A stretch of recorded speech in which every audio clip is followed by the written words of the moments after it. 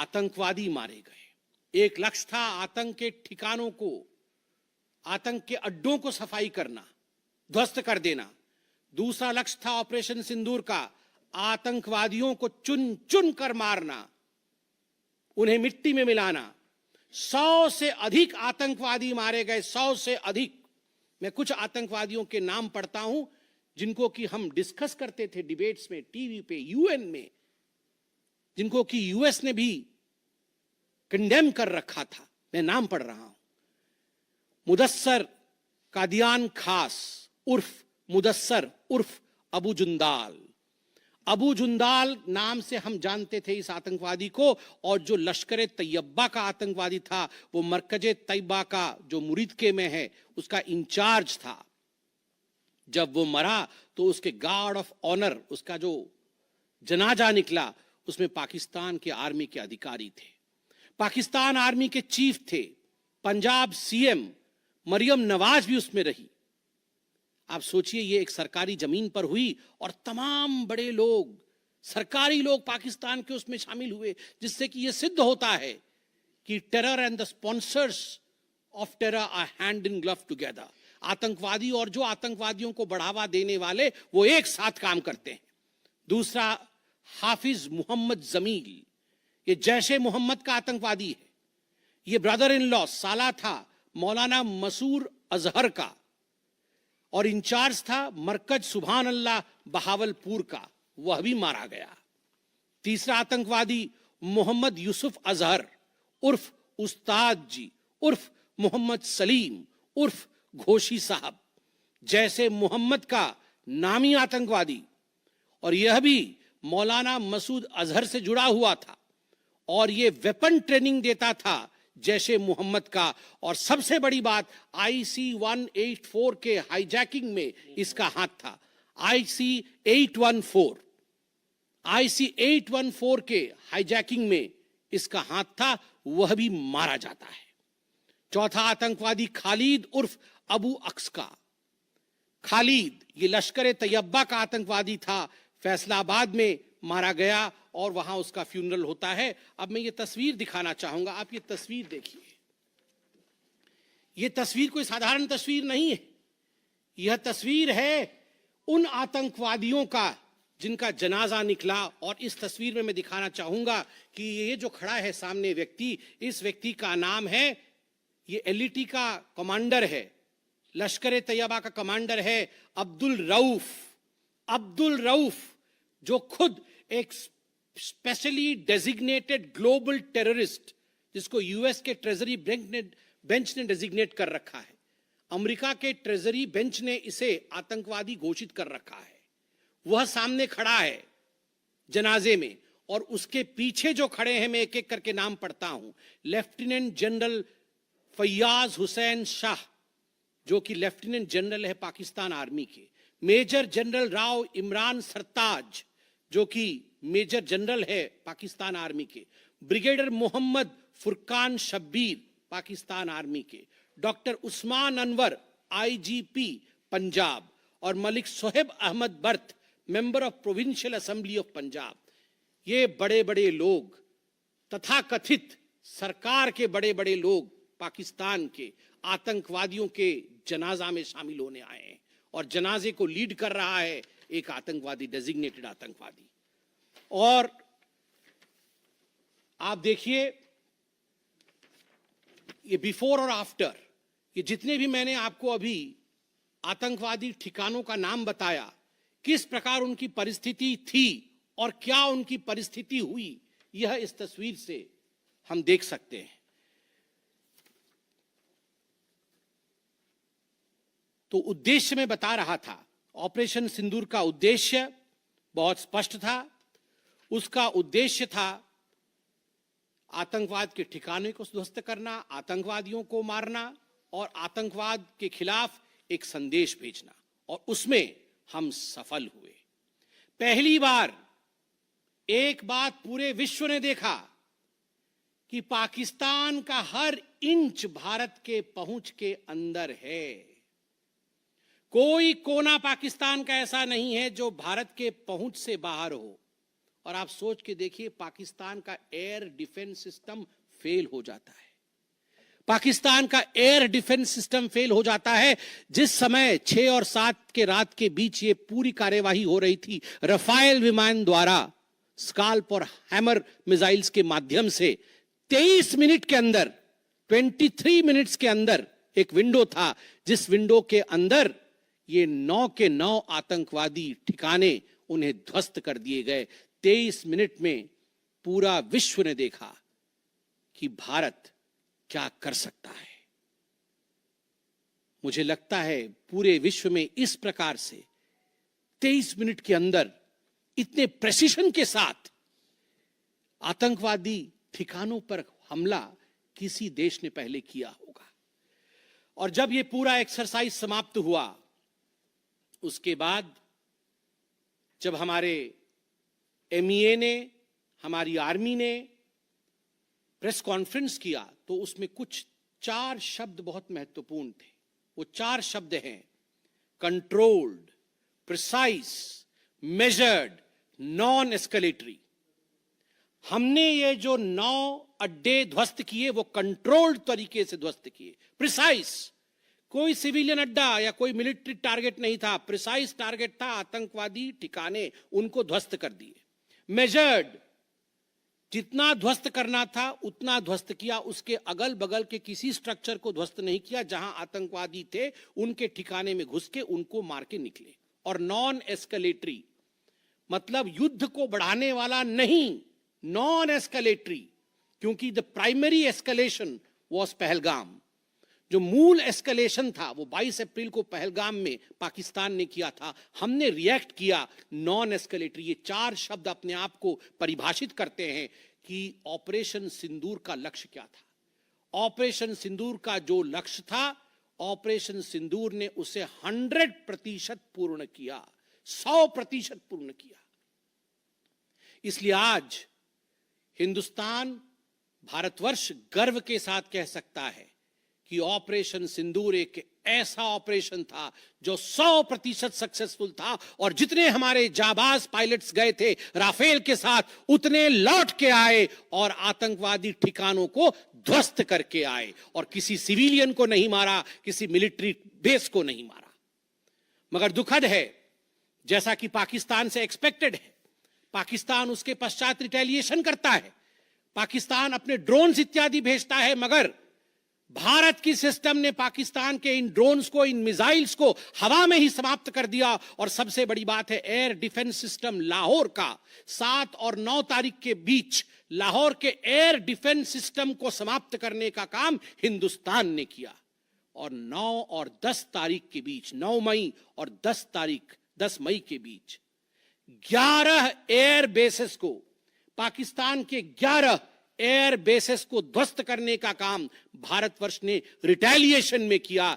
जब पाकिस्तान ने भारतवर्ष के ऊपर एस्केलेशन किया तो भारतवर्ष ने 11 एयर बेसेस को समाप्त किया। इन एयर बेसेस के नाम भी हमें याद रखने चाहिए। तमाम भारतीयों को वो 9 नाम आतंकवादी ठिकाने याद रखने चाहिए, स्मरण होना चाहिए। और ये जो 11 एयरबेस हैं, हिंदुस्तान अपने पर आ जाए तो क्या कर सकता है अपने लोगों को बचाने के लिए। ये 11 नाम भी मैं पढ़ता हूं। नूर खान, ये नूर खान वह एयरबेस है जहां पर एयर टू एयर रीफ्यूएलिंग करने की क्षमता है। हवा में उड़ रही हो अगर आपका विमान, तो एयर टू एयर रीफ्यूएलिंग यही नूर खान से हो सकती है। जब भारत ने नूर खान को ध्वस्त किया तो जो जहाज थे पाकिस्तान के, उनके पास वो क्षमता नहीं रही कि वो हवा में अधिक समय तक युद्ध कर सके, उन्हें नीचे उतरना ही पड़ा। नूर खान, रफीकी, मुरीद, सुक्कूर, सियालकोट, पसरूर, चुनियान, सरगोदा, स्कारू, भुलारी और जकोबाबाद, ये तमाम मैं फोटोज लेके आया हूं।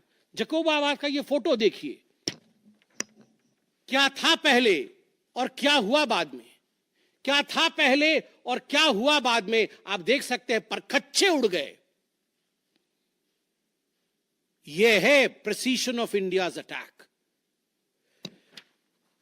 तमाम फोटो हैं यहां पे, किस प्रकार से हमने एक एक करके उनके एयर बेसेस को समाप्त किया। आप देख सकते हैं सारे एयर बेसेस के हम फोटो लेके आए हैं, जकोबाबाद से लेके बाकी तमाम, क्योंकि आपने ये सब देखा हुआ है, मैं अधिक समय नहीं लूंगा। आर्मी ने आपको दिखाया है, डीजीएमओज ने आपको दिखाया है, इसलिए मैं इसको आपको दिखा के दोबारा I would not like to take much time, but मैं रिमाइंड करना चाहूंगा कि 11 एयर बेसेस को हमने ध्वस्त किया। और इसमें एक बड़ा विषय है, पहली बार विश्व में किसी देश ने एक न्यूक्लियर कंट्री के अंदर घुस करके उनके एयर बेसेस को समाप्त करने का काम किया।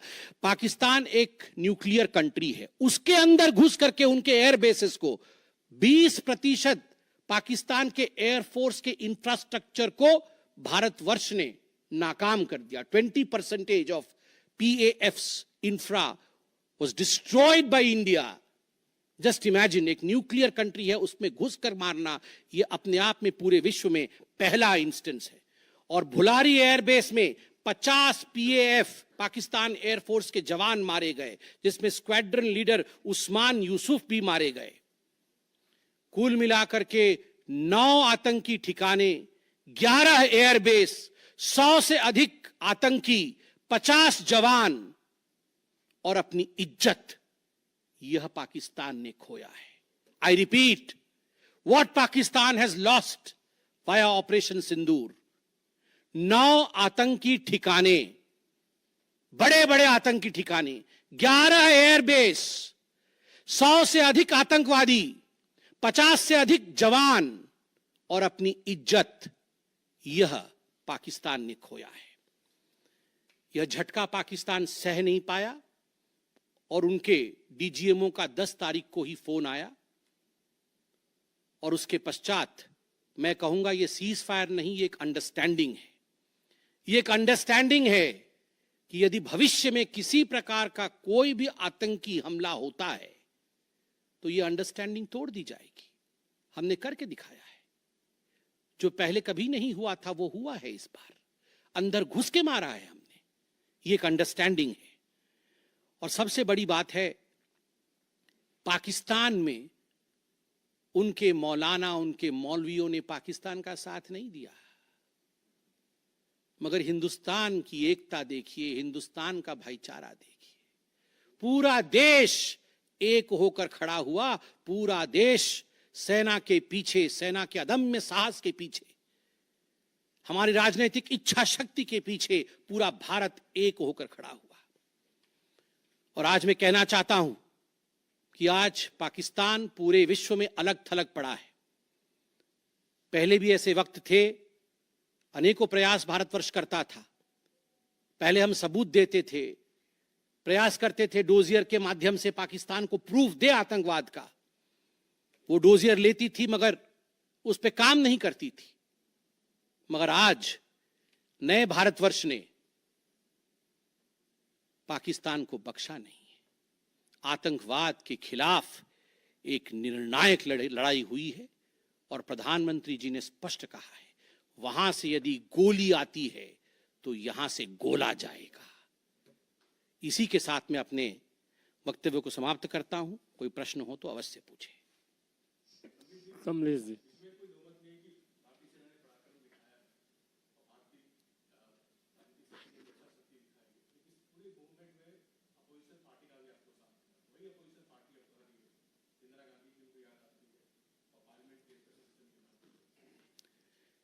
देखिए, मुझे लगता है आज का दिन पूरे भारत का दिन है। मैं ऐसा नहीं कहूंगा कि आज मैं भारतीय जनता पार्टी के प्रवक्ता के नाते कह रहा हूं।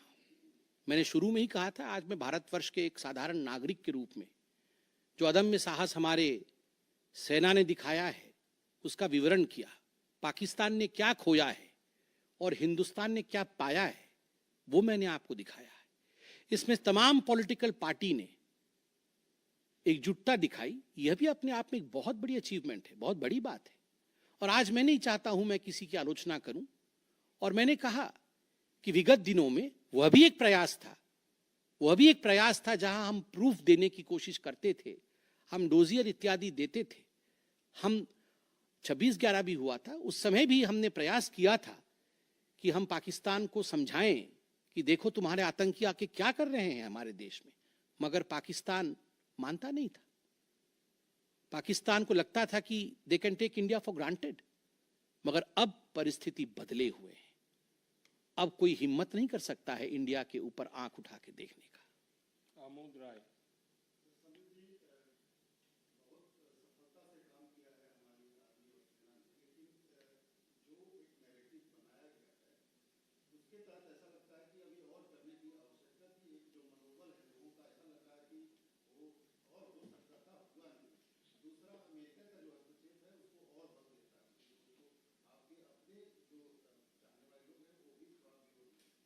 आपके दो प्रश्न हैं। पहला प्रश्न है कि बहुत सारी सफलताएं रही, मगर लोगों के मन में और की इच्छा थी। दूसरा प्रश्न हस्तक्षेप को लेकर है। मैं दोनों का सटीक उत्तर दूंगा। नंबर 1, मैंने आपको इस प्रेस कॉन्फ्रेंस के माध्यम से आरंभ में ही बता दिया कि ऑपरेशन सिंदूर का लक्ष्य क्या था। ऑपरेशन सिंदूर के जो लक्ष्य थे, जो लक्ष्य परिलक्षित थे, वो प्रधानमंत्री जी ने डे 1 को ही बता दिया था। आतंकवाद के ऊपर हमला, कल्पना से परे सजा आतंकवादियों को, चुन चुनकर मारना और उनके अड्डों को ध्वस्त करना, और सेना के अदम्य साहस ने यह करके दिखाया। आतंकवादी अड्डे ध्वस्त हुए, आतंकवादी मारे गए। यह हमारा परिलक्षित लक्ष्य था। हमने अपने लक्ष्य को प्राप्त किया, और जिस समय एस्केलेशन भी नहीं हुआ था, उससे पहले ही हमने वो जो 4 शब्द प्रयोग किए, जिसका मैंने यहां विवरण रखा कि कंट्रोल्ड था, मेजर्ड था, प्रिसाइज था, नॉन एस्केलेटरी था, तो भारतवर्ष ने अपने लक्ष्य को पहले से ही निर्धारित किया हुआ था। इसलिए आपका यह कहना कि कुछ और होना था, मुझे लगता है कि हमने जो करना था वो हमने पहले भी कहा, करके भी कहा, और उसे 100% हासिल किया। Operation Sindoor was 100% successful operation. 100% सफलतापूर्वक किया गया एक मुहिम था, एक ऑपरेशन था ऑपरेशन सिंदूर। जनेंद्र।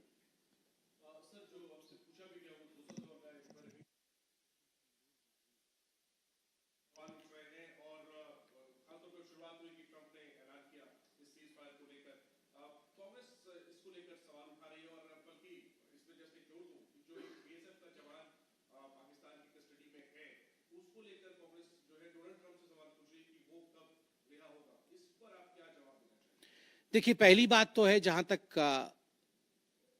मध्यस्थता इत्यादि का विषय है, मैंने बहुत स्पष्ट रूप से कहा अभी, जितना मेरे डोमेन में नॉलेज है, और डीजीएमओज ने अपने प्रेस कॉन्फ्रेंस में एक बार नहीं कई बार कहा कि फोन हमारे डीजीएमओ को पाकिस्तान के डीजीएमओ का आया था।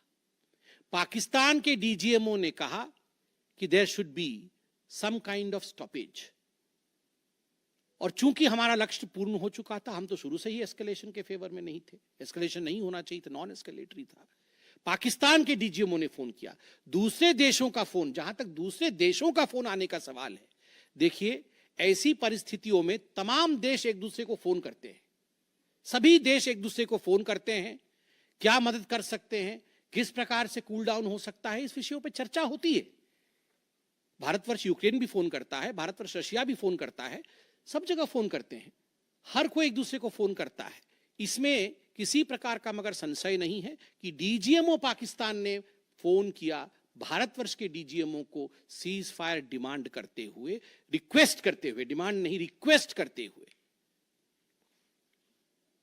और कोई प्रश्न? एक मिनट सर, एक मिनट दे दो, जवाब दे दूंगा।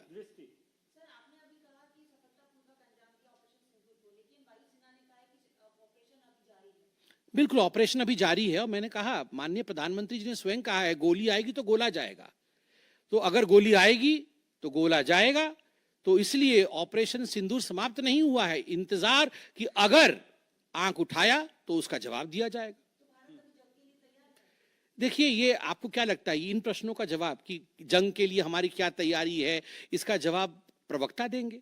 इसका जवाब तो जहां उचित फोरम में होना चाहिए वो देंगे।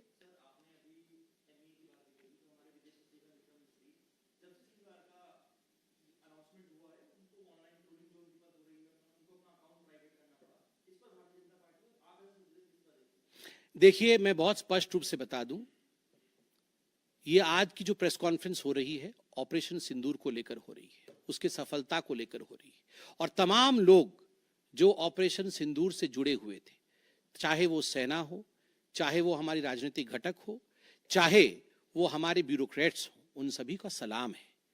उन सबको हम रेस्पेक्ट के साथ देखते हैं। और सही बात है, सोशल मीडिया एक टूल जरूर है, मगर सोशल मीडिया के आधार पर यह कह देना कि किस प्रकार से देश आगे बढ़ेगा, ये निर्णय नहीं हो सकता है। बहुत बहुत धन्यवाद।